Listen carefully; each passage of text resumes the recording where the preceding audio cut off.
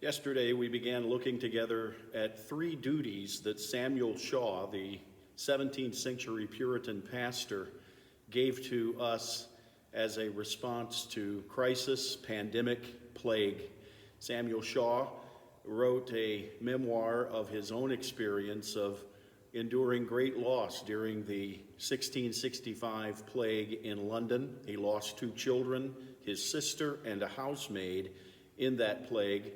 And he wrote a memoir of that experience, and we've been looking at the conclusion of his introduction together, the 3 duties that Samuel Shaw encourages us to engage in, even now all these years later, as we endure a pandemic of our own.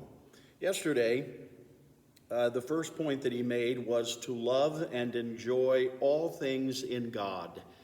To recognize in the midst of the loss that all of us are experiencing, the loss of our acquaintances, our fellowship together, the loss of our ability to see face-to-face family members, the loss in many cases of our incomes, our jobs.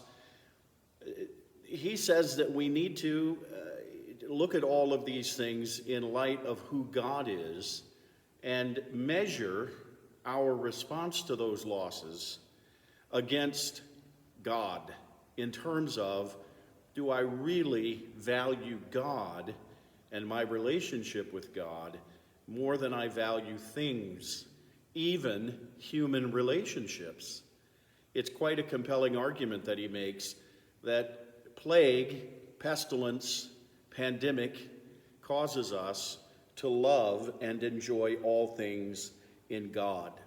The second duty that he reminds us of is to live purely at the pleasure of God and maintain a universal and hearty compliance with his holy and perfect will. This is hard, isn't it? To recognize that everything that we're going through, the difficulties, the pain of separation and isolation, the loss of our incomes, the uncertainty, all of this is within the scope of God's perfect will. Samuel Shaw goes on to expand on this point.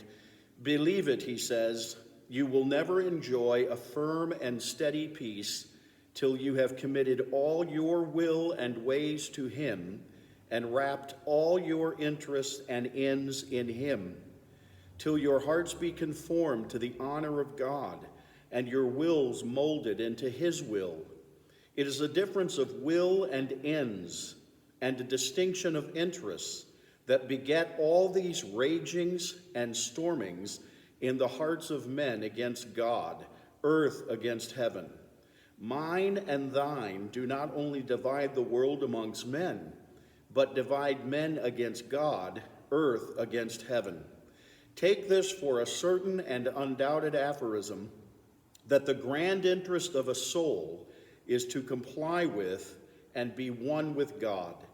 Communion of hearts and wills and interests and ends or goals is that glorious fellowship which a creature hath with its Creator. It is indeed the interest and honor, the duty and dignity, yea, the heaven and happiness of the reasonable creature. But something to this purpose you will find in the first discourse. He says, in the first chapter of his book, he'll expand upon this. What's his point? The grand interest of a soul is to comply with and be one with God.